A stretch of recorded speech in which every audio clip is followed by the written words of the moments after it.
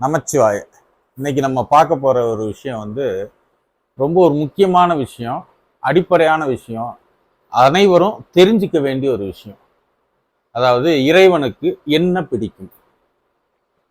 இறைவனுக்கு என்ன பிடிக்கும்னே ஒருத்தர் எனக்கு இந்த இந்த பூ பிடிக்கும், இந்த மாதிரி பூஜை செஞ்சா பிடிக்கும், காலையில பூஜை செஞ்சா பிடிக்கும், சிலர் அபிஷேகம் பண்ணா பிடிக்கும், சிலர் அர்ச்சனை பண்ணா பிடிக்கும், அப்படி இப்படின்னு சொல்லி தன்னை விட வெளியில இருக்க விஷயங்களையே இறைவனுக்கு அது பிடிக்கும் இது பிடிக்கும்லாம் சொல்லிட்டே இருக்காங்க. ஆனா ஒவ்வொருத்தரும் ஆத்மார்த்தமா உணர வேண்டிய ஒரு விஷயம் என்னன்னா, இறைவனுக்கு உங்களை ரொம்ப பிடிக்கும்.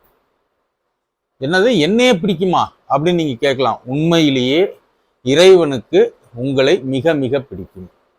காரணம் என்னன்னா, நீங்க அதனுடைய காரணங்களை நான் அப்படியே கொஞ்சம் கொஞ்சமா சொல்லிட்டு வர்றேன். நீங்க அதை பொறுமையா கேட்டு பார்த்தீங்கன்னாலே உங்களுக்கு தெரியும். தந்தையிடமிருந்து வெளிப்பட்ட கோடான கோடி உயிரணுவில் உங்கள் உயிருக்கு இந்த உடலை கொடுக்க வேண்டும் என்று அந்த உயிரை தேர்ந்தெடுத்து அதற்கான உடலை உங்களுக்கு இறைவன் கொடுத்திருக்கான். ஏதோ படைச்சான் அப்படியே விட்டுட்டான்னு கிடையாது.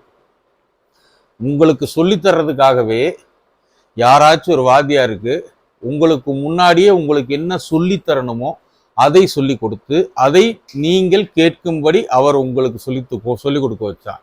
யார் கூட எல்லாம் நீங்க பழகணும் அப்படின்னா அவங்களோட எல்லாம் யார்கிட்ட பழகி நீங்க என்னென்ன அனுபவத்தை கத்துக்கணுமோ அவங்களை எல்லாம் எந்த காலத்துல, இளமை காலத்துல சில பேர் கூட பழகுறோம், குழந்தை பருவத்துல சிலரோட பழகுறோம், இளமை அந்த பருவ காலத்துல பழகுறோம், அடுத்து நம்ம வேலை செய்யும் போது பழகுறோம், அடுத்து காதலிக்கும் போது பழகுறோம், அடுத்து நம்ம பிள்ளைகள், அடுத்து அவங்க பேரம்பேத்தி இப்படின்னு நமக்காக தேர்ந்தெடுக்கப்பட்டதை பொறுக்கி பொறுக்கி இறைவன் மிக சரியாக நம்மளை கொடுத்து நம்மளை படைச்சேன்றதை மட்டும் விடாம நம்ம எதுக்காக வந்தோமோ அதுல இருந்தெல்லாம் எப்பெல்லாம் விலகி போறோமோ அப்பெல்லாம் நம்மளை தடுத்து நம்ம என்னதான் இழுத்து வச்சாலும் சரி தேடி தேடி போய் சிக்கல்லவே போய் விழுகிறது, வீம்புக்கு நம்மளுக்கு ஆகாத விஷயங்களையே போய் செய்யறது, இப்படி செய்யும் போது எல்லாத்துலேயும் தடுத்து உங்களை திருப்பி மீட்டு இப்போ நீங்க எல்லாரும் அவங்க வாழ்க்கையை பார்த்தீங்கன்னா, நான் அந்த காலத்துல அப்படியே போயிருந்தேன்னா நான் அப்படியே ஒண்ணும்லாம் போயிருப்பேன், எப்படியோ இறைவன் என்னை மீட்டு எடுத்தனாலதான் இப்ப நான் இந்த மாதிரி இருக்கேன் அப்படின்னு சொல்லுவோம். அந்த மாதிரி ஒவ்வொரு விஷயத்திலையுமே இறைவன் உங்களை மீட்டு மீட்டு எடுத்து கொடுத்துருக்கான். நீங்க ராத்திரி தூங்குனா கூட உங்களுக்காக உங்க உடம்புக்குள்ள நடக்கிற இயக்கம் எல்லாம் அவனது திருவருளாலே நடக்கிறது. நீங்க காலையில எந்திரிக்கிறதுல இருந்து யாரை பார்க்கணும், யார்கிட்ட என்ன பேசணும், நீங்க எந்த உணவை சாப்பிடணுமோ அந்த சாப்பிடக்கூடிய உணவு எத்தனை நாளைக்கு முன்னாடி விதைக்கப்படணும், அது எப்ப அறுவடை செஞ்சா இன்னைக்கு நீங்க சாப்பிட்ற உணவாக அது மாறும். அது இல்லாம உங்களுடைய சுவையை தெரிந்த ஒரு ஆள், அவங்க யார் சமைச்சாலும் அவங்க மனதிற்குள் இவருக்கு இப்படி செய்தால் பிடிக்கும், இந்த மாதிரி பக்குவத்துல இருந்தா பிடிக்கும்னு அவங்க மனசுக்குள்ள போய் சொல்லி உங்களுக்கு ஏத்த மாதிரி சூடாவோ இல்ல முருகலாவோ உங்களுக்கு எந்த மாதிரி டேஸ்ட்ல பிடிக்குமோ அந்த மாதிரி சமயத்துல உங்களுக்கு எப்ப பசிக்கும் அப்படின்ற டைம் பார்த்து கரெக்டா உங்களுக்கு ஒவ்வொரு நாளும் அவன் பார்த்து பார்த்து கொடுக்குறான் உணவு. யார்கிட்ட பேசணும், எந்த மாதிரி பக்குவத்தை பெறணும், நீங்க போடுற சட்டை உங்க உடம்புக்கு ஏத்த மாதிரி அமைவதற்கு எவன் தைக்கணும், அவர் என்ன மாதிரி கத்துக்கணும், நீங்க பயணிக்கிற சாலை அதை யார் போடணும், இப்ப நீங்க இருக்கிற வீடு வாசல் நீங்க அனுபவிக்கக்கூடியது எல்லாம் யாரோ அனுபவித்து விட்டு சென்ற இடத்துலதான் இப்ப நீங்க ஆக்கிரமிச்சு வீடு கட்டியிருக்கீங்க, இல்ல வாங்கி வீடு கட்டியிருக்கீங்க, இல்ல வாடகைக்கு வீடுல இருக்கீங்க. அப்படின்னா உங்களுக்கு ஏற்ற இடத்தை யாரையோ வச்சு தயார் பண்ணி நீங்க செய்யக்கூடிய வேலைகளை எல்லாத்திற்கும் நீங்க அனுபவிக்கிற அனைத்தையும் யாரையோ கொண்டு உங்களுக்காக தயார் பண்ணி உங்களுக்காக ஒவ்வொரு நாள், இன்னைக்கு நாள் போலவே அடுத்த நாள் இருக்காது, அடுத்த நாள் போலவே அடுத்த நாள் இருக்காது, அதாவது ஒரு நாள் போலவே அடுத்த நாள் இல்லாத மாதிரி ஒவ்வொரு நாளும் புது புது அனுபவங்கள், புது புது இயற்கையின் சூழல்கள், புது புது மனிதர்களின் மாற்றங்கள் போன்று எல்லாத்தையுமே இறைவன் அப்படியே பார்த்து பார்த்து பார்த்து உங்களுக்கு செய்யறான்னா அவனுக்கு உங்க மேல எவ்வளவு பிரியம் இருக்கும். அப்ப இறைவனுக்கு முதலில் பிடித்தது என்றால் என்ன பிடிக்கும்னு கேட்டா என்னை பிடிக்கும் என்று நம்ம மார்தட்டி தைரியமா சொல்லணும். ஏன்னா எவ்வளவோ விஷயம் நாளையோட முடிஞ்சு நம்ம வாழ்க்கைன்னு நினைச்ச விஷயத்தெல்லாம் அப்படி கழுத்துக்கிட்ட வந்த கத்திய கூட நம்ம கழுத்தை நெருங்க விடாம அவன் தடுத்து தடுத்து காத்துக்கிட்டு இருக்கிறனாலதான் இன்னைக்கு வரைக்கும் நம்மளால உயிரோட இருந்துட்டு இருக்க முடியுது. இது வரைக்கும் நம்ம கேட்டது எல்லாத்தையும் அவன் கொடுக்காமல் இல்லை, நம்ம வேண்டினது எல்லாத்தையும் நிறைவேற்றாமல் இல்லை. ஆனால் நாம் நமக்கு என்ன வேணும், எப்ப வேணும், எந்த சமயத்துல அது என்ன மாதிரி வேணுமோ அதை சில சமயம் சிலவற்றை மட்டுமே நாம் கேட்கிறோம்.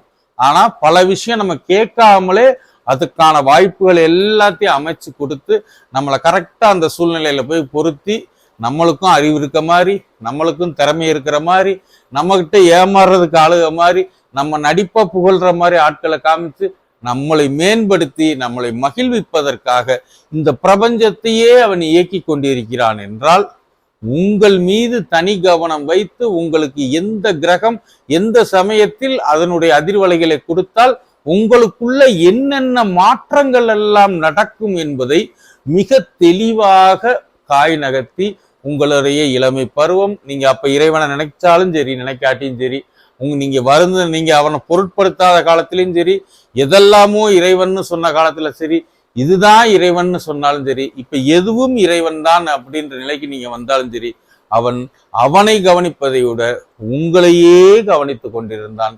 உங்களுக்கு தேவையானதெல்லாம் செஞ்சுக்கிட்டு இருந்தான். அதான் சொல்லுவாங்க, தாயிற் சிறந்த தயவான தத்துவன் அப்படின்னு சொல்லுவாங்க.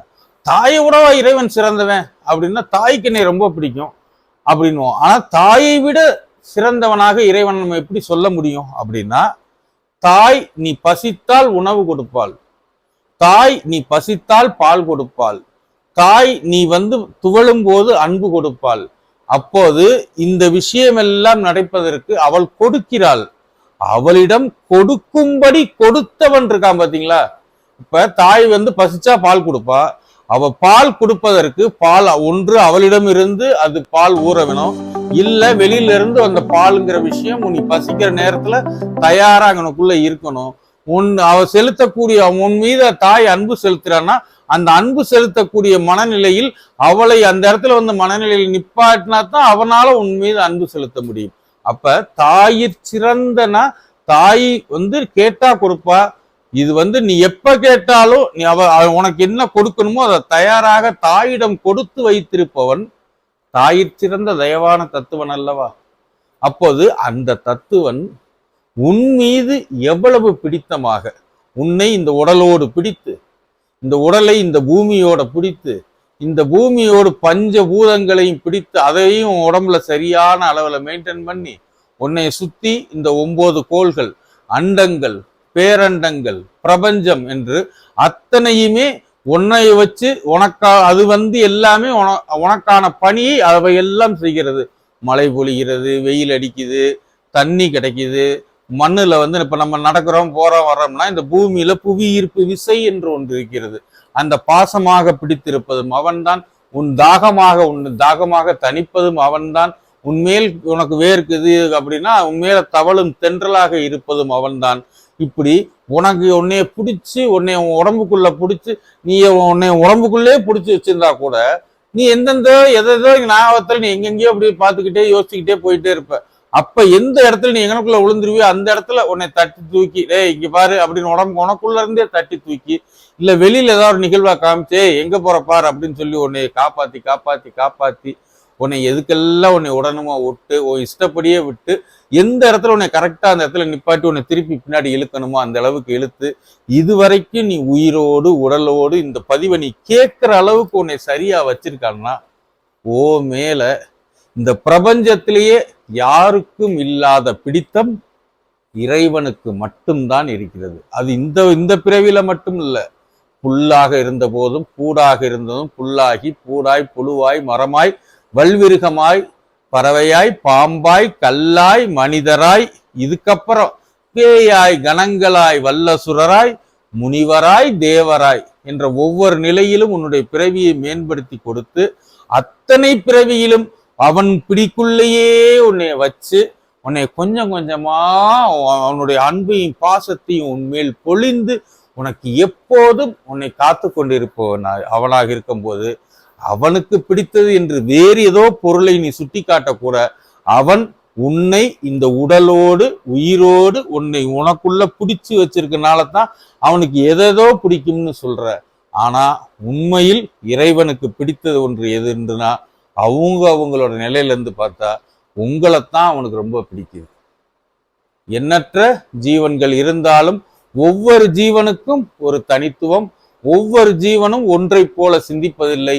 ஒவ்வொரு ஜீவனுக்கும் கட்டை விரல் ரேகை கூட ஒன்றுக்கு போல இன்னொன்றுக்கு இல்லாத மாதிரி தனித்துவமாக படைத்து தனித்துவமாக ஒவ்வொரு படைப்புக்கும் என்ன வேணுமோ தனித்துவமாக கொடுத்து தனித்துவமா கவனிச்சு தனித்துவமான பக்குவம் கொடுத்து உன் இஷ்டம் போல வாழ்ந்து உன்னை கொண்டே உன்னை திருப்பி உன்னை தன்னோடு அரவணைத்துக் கொள்கிறான் என்றால் அவனுக்கு பிடிச்ச விஷயன்றது வெளியிலையா உங்களுக்குள்ளையா?